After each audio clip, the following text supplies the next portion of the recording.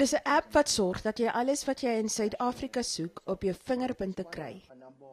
Van verblyf en sakeondernemings tot plaaslike plesiertjies. Die Awesome South Africa app is die geel bladsye in jou broeksak.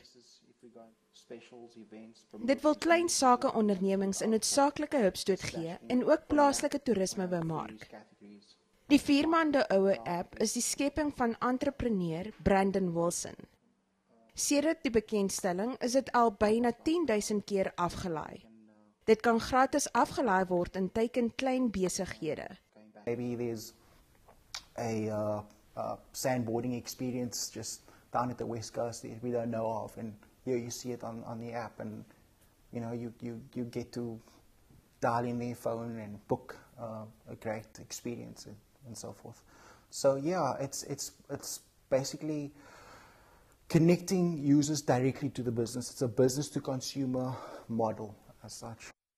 Dit word boonop gesteun deur Tourism SA en word beskou as die eerste van sy soort weens die omvangryke inligting wat beskikbaar is. Klein sake-eienaars kan hulle produkte gratis in een van meer as 20 kategorieë lys.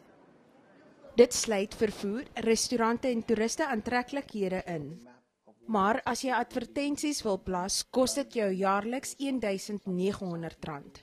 The other thing I must also highlight is that we don't take any commissions from any bookings that take place. So basically you list for free, but you pay to promote yourself.